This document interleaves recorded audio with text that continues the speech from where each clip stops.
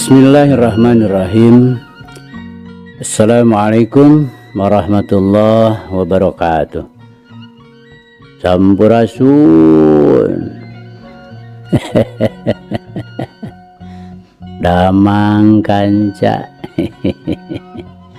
Alhamdulillah.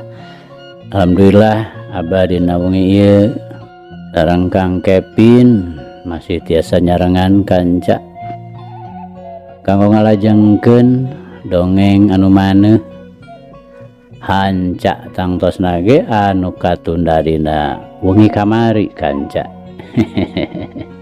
Mangga ahnya urang lajengkeun kanca kumwae kasadayana kanca-kanca abah wargi-wargi abah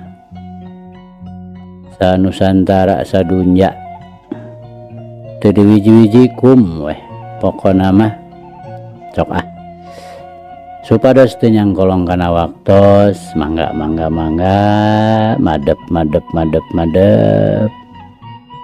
mangga nyangakeun kanca Siruyung Kawu biasana Bapak S.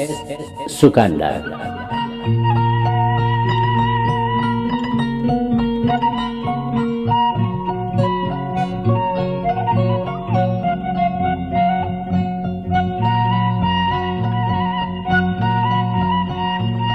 Kemari teh kanca parantos dugika boh pasurangga boh Aki Mursid ayeuna mah kalobarana masing-masing pada ngagunakeun gerakan-gerakan hasil ciptaanna sorangan. Tapi sakapeung tembong oge itu ieu ngagunakeun gerakan nu geus kanyahoan sumberna upamana Cimande Cikalong. Ongko pasurangga mah mun dina teungeulan mineng pisan ngagunakeun teungeulan Ciwaringin atawa teungeulan Kepang Sera anu teu kurang-kurang ngandung bahaya nu teu bisa dianggap enteng. Duit kadinya nya kanca mangga urang lajengkeun.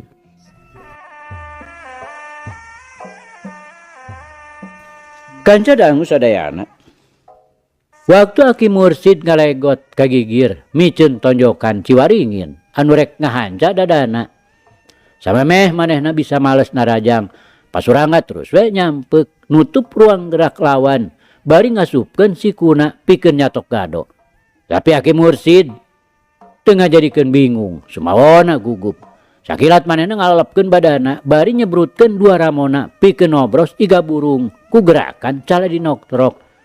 Pasurangga rikat ngarempod bari ngagilirkeun badana pikeun nyalametkeun iga dibarengan ku hiukna teungeulan rek ngahanca punduk. Ieu teh mangrupa hiji kasempetan anu hade pikeun pamursid lantaran kalawan teu sadar pasurangga geus mere lolongkrang pikeun ngejat ngan sakilat Aki Mursid ngaborengkah kagigireun lawan dina malikna deui teh teu asa-asa hiuk bae Aki Mursid nimpug tak-tak lawan. Pasurangga ngaranjug kaget lantaran karasana teu beda we tinu dipepeg ku tanaga ratusan kati. Rikat manehna malik pikeun males narajang. Tapi kalawan teu katiten Aki Mursid geus nyampakeun dua ramona pikeun noktrok beheung pasurangga. Atuh pasurangga ngaranjug deui bae. Ngagentak manehna ngabalieureun beungeutna bari satekah pola newak dua ramo lawan nu maksudna rek dipiteskeun. Rokaya Aki Mursid oge geus bisa neguh kumaha maksudna lawan.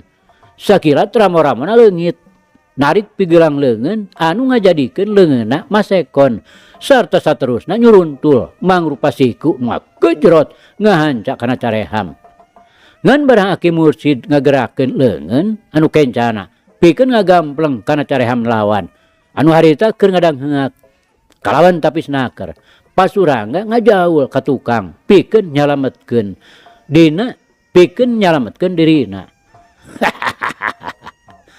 Nah make ngejat surangga Aki Mursid ngagak-gak ngahaja supaya anu jadi lawan panas hatena. Wah ngahaja Mursid supaya Andika bisa nyeunghap. Pasurangga dina ngajawabna teu leum-euleum ngaran-ngaran jago kahot bisa pisan ngahualkeunana teh sarua deui pikeun mancing hate anu jadi lawan supaya nafsuna tambah mudal. Tapi itu ieu memang lain cetek-cetek pengalaman. Masing-masing tetap pada bisa ngamudi diri sangkan teu kapangaruhan ku nafsu anu kaleuwihi. Marenehna cukup sadar mun seug lupa daratan akibat nafsu anu teu bisa dikamudikeun deui tangtu babarinaker dirag-rageun kudu jadi lawana. Sora tuh mesin ulah kalah kang ulang.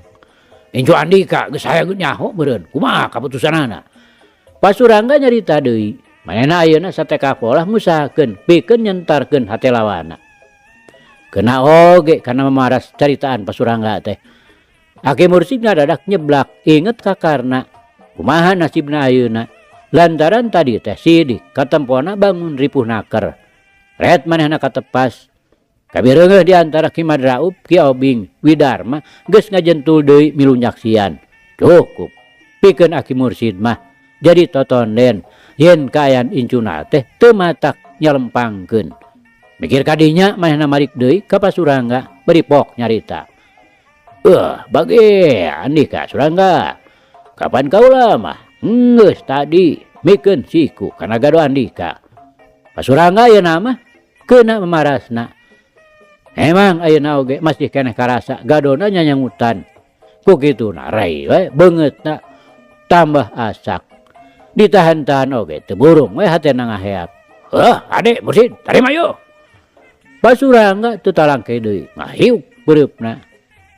Ditampa Surangga. Aki Mursid rikat cingkrak berhiuk we mapeuhkeun leungeunna kana pigeurang lawan. Teu bari Mursid, me kabutuh leungeun kaula mah. Pasurangga narik deui leungeunna, jorelat kakencaeun Aki Mursid anu maksudna rek ngayakeun panarajang tigigir. Tapi Aki Mursid leuwih rikat ngabalikeun badana, kilok nyangigir.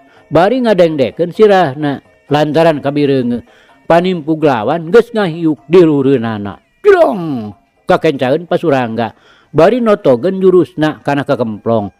Pasurangga rikat ngageser bari malik sedengkeun panimpugna tacan robah tetep ngahiuk rek ngakejeret kana sirah. Aki Mursid ngageser tes leungeun Pasurangga ditagis kelat deui kagigir bari nyamberkeun dua curugna kana iga burung. Pasurangga ngagilak tes gerakan cari dinokrok digagalkeun. Hiu Tonjokan Ciwaringin rek ngajojo dada.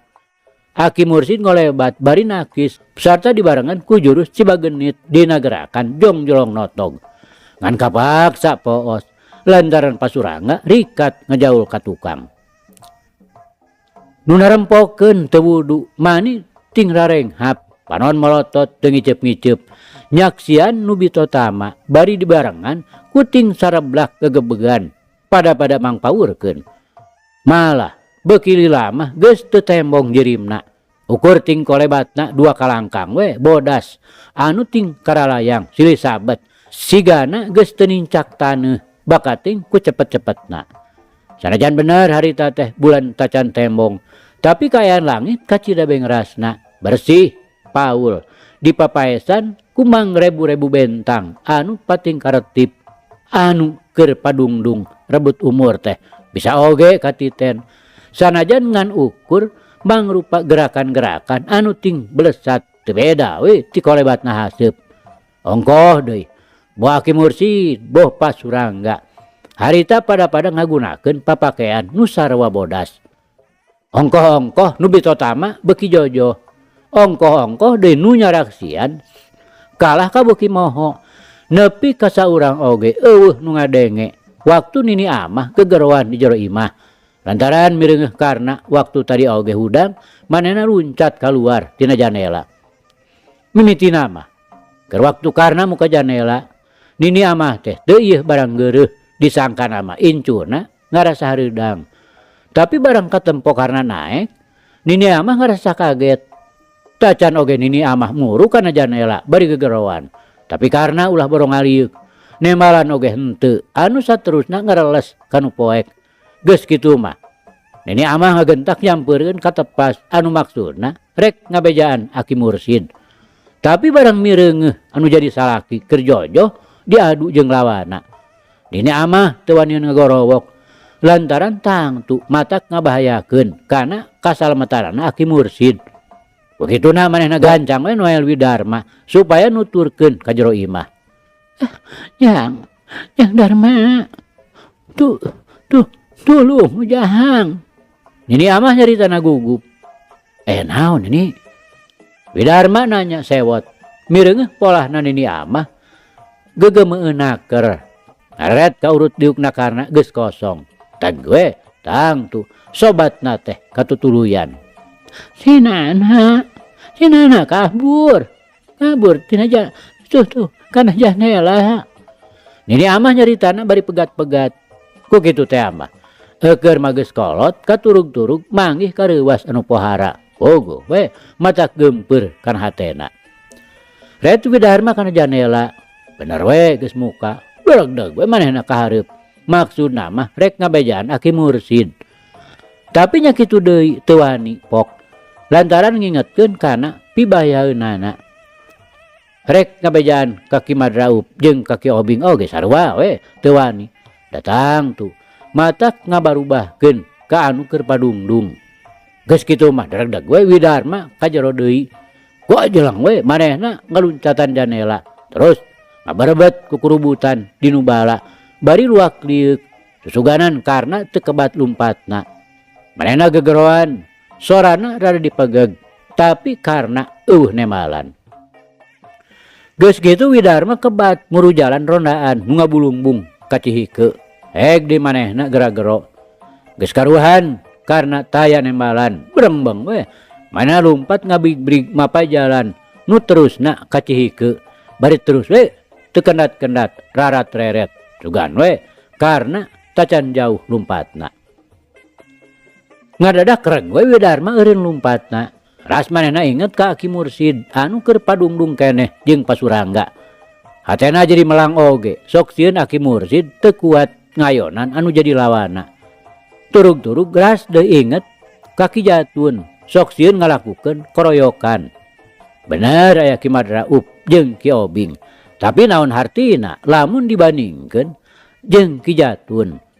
Turug-turug ditambah deh ku Darwita mangrupa tanaga bantuan anu cukup lumayan. Teu bisa dianggap enteng. Widarma tungtung namah mandeg mayong. Kaditu berat ka dieu melang. Tapi ras deui inget kana pamadeganana Ki Jatun anu ngabogaan sifat satria. Ulah boro-boro rek ngoroyok. Ngabongohan oge manehna mah dipahing pisan. Ingat deui kana wawasan Aki Mursid. Sanajan bener pasurangga teh pangawasana dina urusan bitotama mah kaitung hebat oge. Tapi waktu tadi padungdung jeung karna benang oge disebutkeun saimbang. Begituna Widarma percaya sagemblengna yen Aki Mursid moal nepi ka katitih kudu jadi lawana. Mikir kadinya hatena ayeuna buleud rek neruskeun neangan karna. Sugan we bisa kasusul di jalan. Da moal ka mana deui lumpatna. Pasti make jalan ka Cihike. Lantaran karna teh tangtu rek ngabelesat ka Garut. Jelas nama rek nguru ka Gadog ngadatangan inung bapana. Beragdag we. Widarma lumpat deui geus teu nguruskeun di kacape. Barang anjog ka Cihike, manehna neuleuh jalma nu keur tinggariung di sisi jalan. Heg ku manehna disampeurkeun. Kabeneranna teh di antarana aya nu wawuh nyaeta Pamadrawi anu harita keur lakon gawe ngaronda. Atuh pok we ditanyakeun sugan manggihan karna ngaliwat. Tapi luput saurang oge eueuh nu manggihan. Mangkaning cenah caricingna di dinya teh ti sore keneh. Jadi mun bener karna ngaliwat kapal bahdinya pasti ku sararea oge bakal kanyahoan. Geus karuhan meunang katerangan anu memang jelas sarta beunang dipercaya. Widarma kandeg ngan semet dinya neangan karna teh. Saterusna manehna balik deui. Lempangna ngalenghoy semu tenangan. Keur mah capek katurug-turug bingung mikiran karna. Nah ka mana lumpatna. Saya jalan uteukna teu weleh we muter dipake mikiran nu jadi sobat. Pang nama ngarasa teu ngarti naon sababna pangna mabur. Oge kapan kaayaan dirina teh sasat keur teu sehat. Nya ieu pisan nu ngajadikeun Widarma bingung sarta kamemelangan.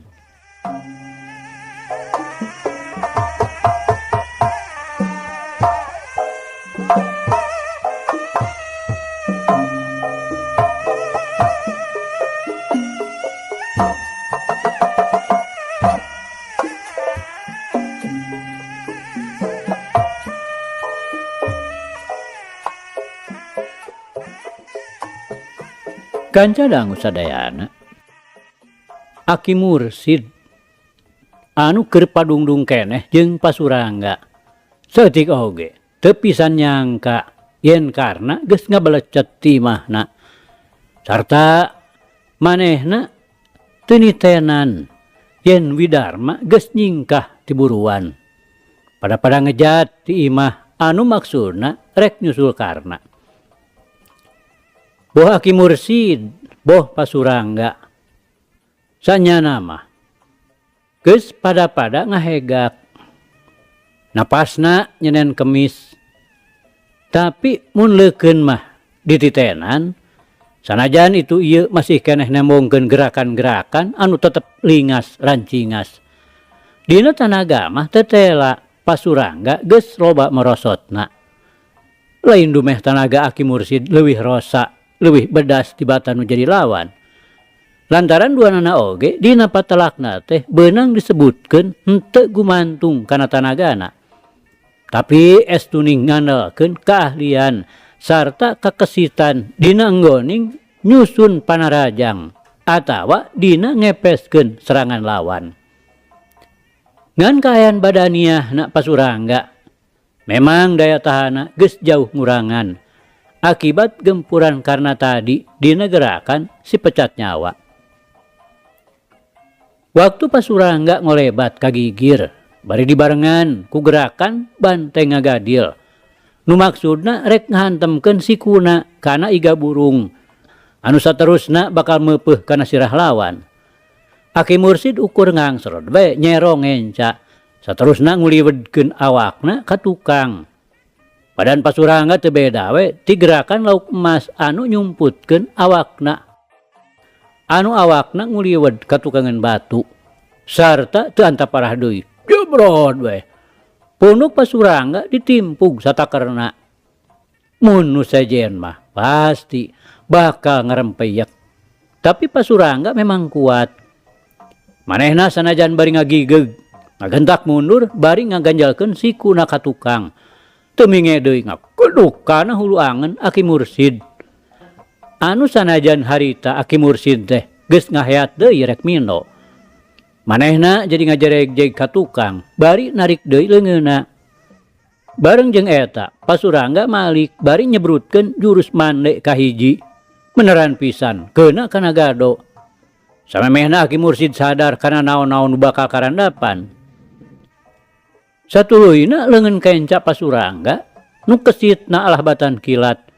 Ngapelesat ngasupkeun tonjokan Ciwaringin ngacedak kana dadana. Ngan barang rek dipindo deui ku dampal suku Jebrag pikeun ngajejek badan Aki Mursid. Anu kaayanana keur ngadayagdag rek dijengkang. Sakilat Aki Mursid narik suka tuhuna ka tukang. Ngawangun kuda-kuda nu ngajadikeun badana jadi semu nyerong. Kukituna lain bae manehna nu geus hasil nyalametkeun badana henteu tulus ngageblag nangkarak bengkang. Tapi oge sakaligus manehna geus bisa newak dampal suku musuhna. Nu harita nyolontong rek ngajejek awakna. Nu akhirna Pasurangga ngagaleong teu bisa nahan kaseimbangan badana. Terus ditotogeun we ku Aki Mursid teu loba pamola. Pasurangga jadi nu ngageblak nangkarak bengkang. Tapi Pasurangga ngagentak hudang deui. Ngaran-ngaran Jawa kolot. Ngungukuhan kana harga diri. Sacara hiji jawara anu geus moyan. Setik oge teu pisah nembongkeun ka nyerina. Sanajan karasana teu beda we ti nu eumeur lantaran ngabeletuk satakerna. Nafsuna henteu jadi mudah, dumeh manehna make ngalakon ngabebengkang. Ngan rada keheul kana dirina pribadi. Lantaran hitunganana meleset tina ijiran. Nu disangka tadi mah geus pinasti lawana nu kudu namru. Tapi buktina kalah ka dirina sorangan anu ngajurah roh. Tapi sanajan kitu, manehna cukup sadar yen dina patelak mah memang teu aneh. Sasat marebutkeun kaunggulan jeung nu jadi musuh. Kakararagrag ku sakitu mah wajar. Lantaran kawanina mah tacan suda, tacan rumah saeleh. Ari Aki Mursid sanggeusna hasil ngaragragkeun nu jadi lawan. Jadi ngabogaan waktu pikeun nyeunghap, ngatur napasna sarta ngaleungitkeun kanyerina dina dada. Tonjokan Pasurangga anu memangna lain lalaurakeun, lain deui karasa eungap.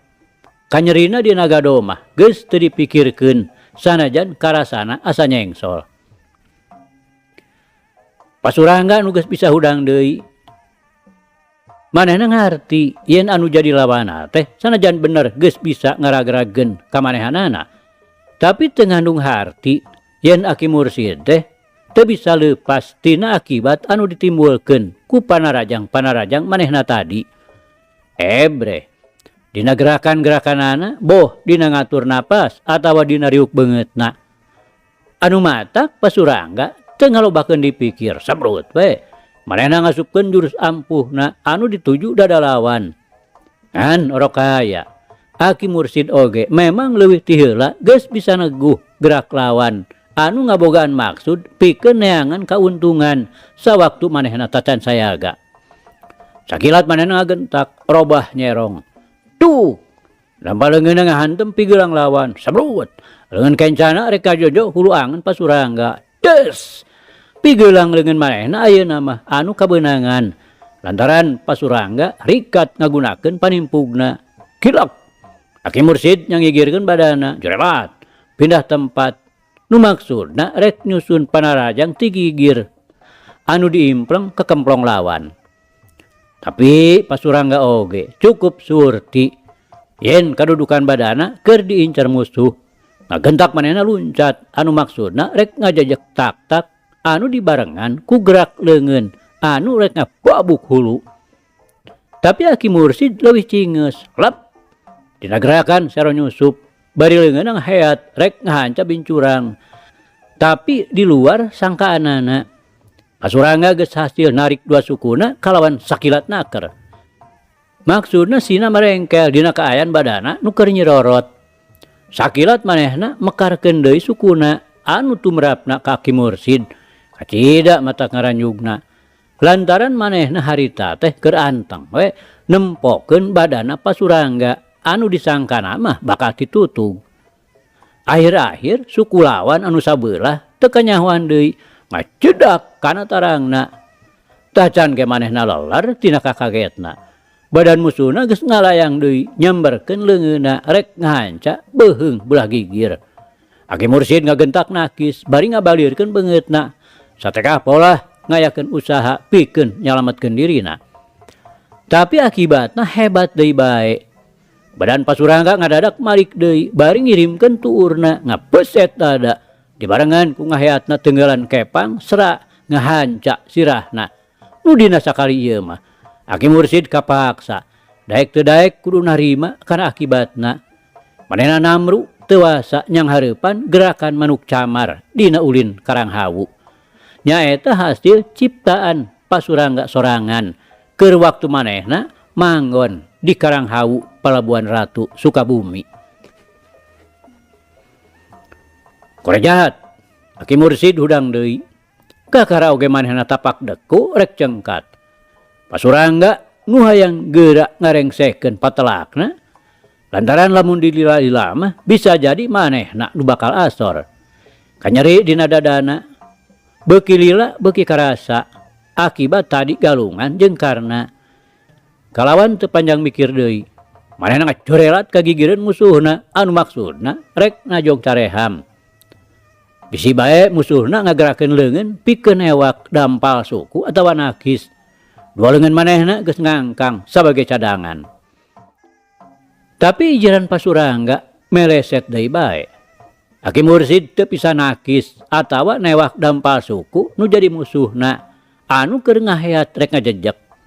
Tapi kalawan sakilat pisan Aki Mursid ngaborengka kagigireun Pasurangga bari ngabadugeun si kuna kana iga burungna anu memang molongpong taya aling-alingna lantaran dua leungeun Pasurangga keur ngangkang di luhur.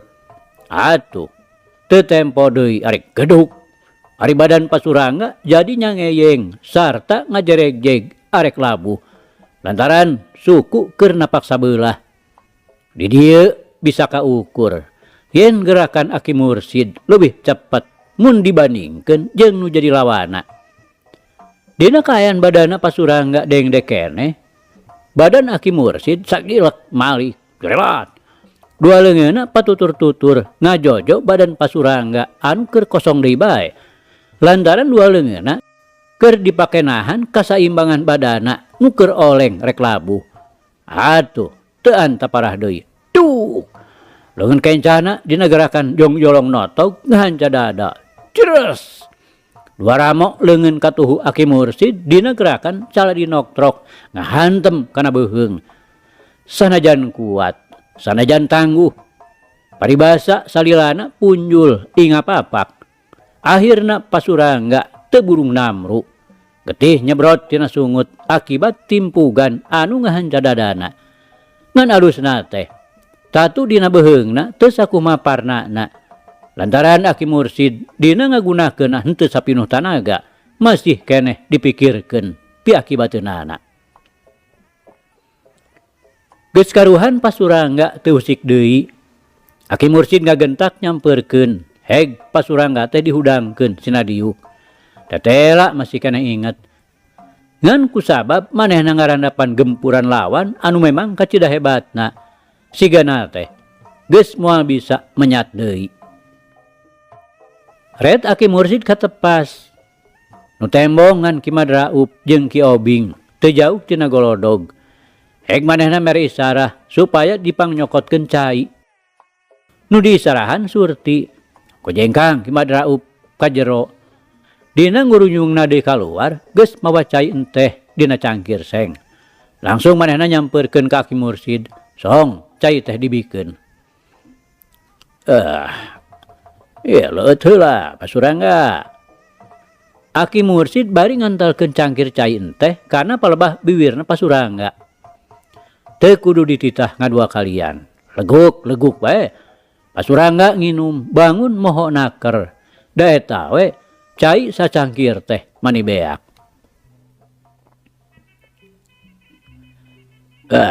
Moal nanaon Pasurangga. Asal Andika istirahat anu cukup. Oge tatu dina beuheung. Teu matak teuing hariwang. Aki Mursid jarita deui bari neuteup ka urut lawana anu masih keneh diuk. Bari kumanehanana disangkeh pundukna.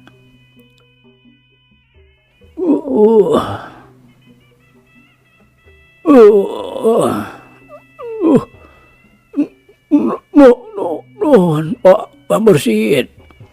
Pasurangga nembalan dibarengan ku Humarurung. Bener hebat. Nya injuna, nya akina.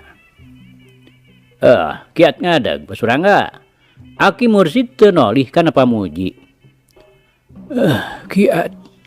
Kiat menawi. Pasurangga bari nguniang hudang, jung bae manehna nangtung. Urang kaditu ka rorompok heula tuh. Aki Mursid ngajakan ka imah. Bisi Pasurangga rek reureuh heula. Sawios Pak Mursid. Nuhun kana pangasih mah. Pasurangga bari ngareret ka Ki Jatun jeung Darwita. Nu harita keur narangtung nempokeun. Can waranieun nyampeurkeun. Ki Jatun Surti kroyong we manehna nyampeurkeun ka guruna bari dituturkeun ku Darwita. Sajaroning nyalampeurkeun teh panonna mah teu weleh ngareretan ka Aki Mursid. Ngarasa kaget oge. Anu tadi patelak bangun nu geus pada nekad pikeun silih arah pati. Ayeuna bet jadi ganti adegan. Teu siga-siga jeung musuh.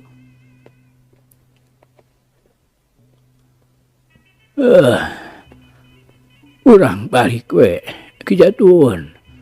Pasurangga bari ngararet ka muridna. Mangga tuh Pak Mursid, mangga. Saterusna Pasurangga ngajakan setengah amitan. Mangga. Ari teu kersa sindang heula mah. Wilujeng angkat we. Aki Mursid bari neuteup ka Pasurangga. Leos bae Pasurangga indit tidinya. Lempangna jumarigjeg bari muntang kaki jatun. Sedengkeun Aki Mursid leos dewe nyamperkeun kaki obing. Anu harita aya keneh di deukeut golodog. Ki Madraup mah ngatayap tukangan Aki Mursid. Lantaran basa tadi ngasongkeun cangkir cai enteh teh. Manehna teu ingkah deui, cengogo we deukeut Aki Mursid. Nyaksian ti kadeuketan. Urut musuh Gunung Catur.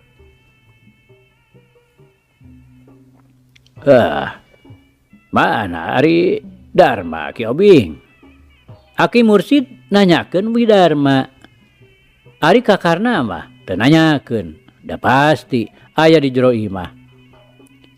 Tacan oge Ki Obing ngajawab, nini amah norojo ti jero bari hari weus-weus ngabejakeun karna. Cenah tadi teh luncat tina janela, nu saterusna ngabelecet. Sedengkeun Widarma geus lila nyusul. Tapi nepi ka ayeuna, boh nu disusul, boh nu nyusul, tacan embol-embol datang. Anak kunaon cenah ini sinana teh. Aki Mursid ngariuk reuwas. Nya teu heuing atuh. Datang ka jero teh terus we ngaguk-guk. Repeh ceurik terus manehna teh muka janela. Sugan teh beda ngerasa hareudang. Ari taeun bet ngajeleng. Nini amah bari cari nakdak. Aki Mursid ngahuleng. Kalacat bae katepas bus ka jero imah. Tetela karena geus eueuh. Geek bae manehna diuk bari teu nyarita sakemek. Pokona mah rasa helok ku polah incuna. Naon sababna pangna make kabur. Eta kitu tadi pedah teu mampu ngalawan Pasurangga. Jamak we eleh mah teu kudu ting dipake pikiran. Komo upama nepi kaluluasan kitu mah. Sabot keur ngaharuleng keneh. Trojol Widarma datangna haruha harehoh nyorangan. Manehna kacida ngarasa rewasna. Lantaran tadi di jalan mireung Pasurangga tiluan ngabring baralik. Sanajan katempona Pasurangga bangun ripuh. Tapi manehna teu wudu we ngarasa hariwang oge. Sok sieun Aki Mursid tinemu jeung bobor karahayuan. Teu kuat ngalawan ka Pasurangga. Tapi barang breh mireungeuh guruna belejag teu sakara-kara. Hatena rada longsong oge. Ngan tinggal bingung mikiran nu jadi sobat. Lantaran ulah boro bisa kapanggih jelemana. Teu kapapai raratan-raratanana acan. Leungit tanpa lebih, ilang tanpa karana. Teu beda we tinu diteureui bumi.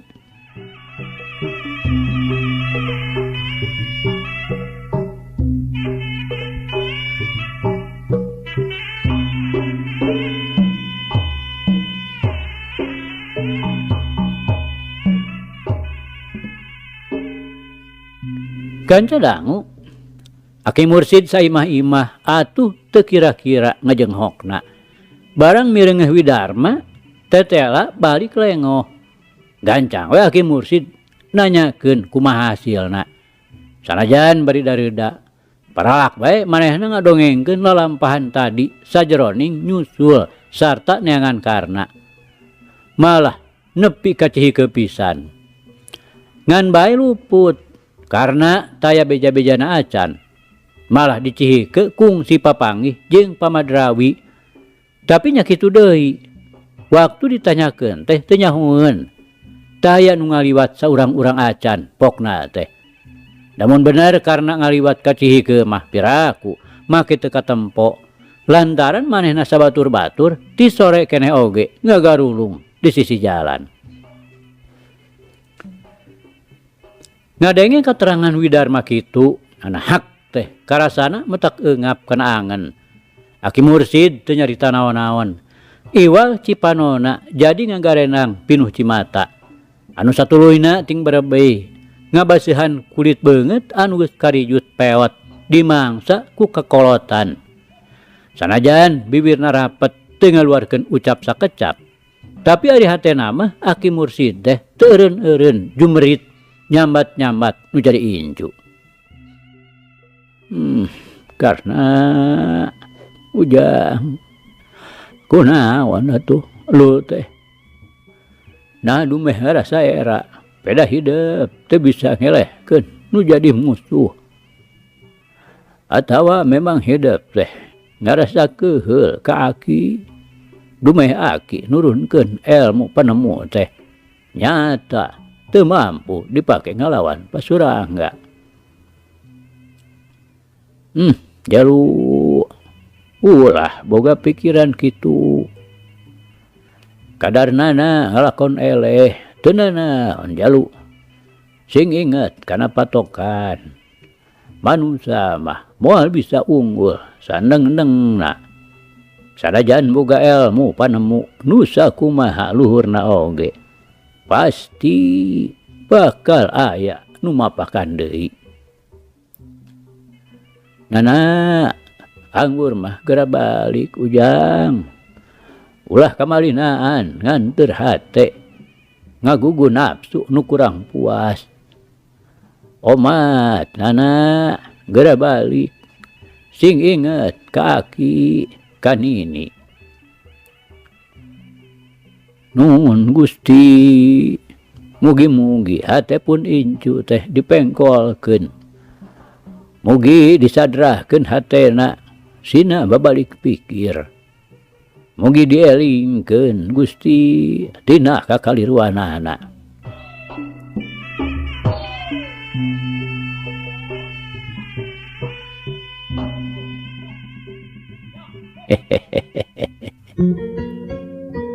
Aduh kanca cak. Carita urang pungkas heula kancanya. Insyaallah enjing jaga nenggeto. Ieu hanca urang lajengkeun deui. Muga urang aya dina kasehatan bari aya dina widi Gusti masih kena dipaparinan yuswa. Hatur nuhun kanca. Hatur nuhun. Ieu carita urang tunda di Hanjuang siang tenden di handelem sieum paragi nyokot ninggalkeun mangsa datang samper deui. Hatur nuhun, hapunten. Wabillahi taufik wal hidayah. Wassalamualaikum warahmatullahi wabarakatuh.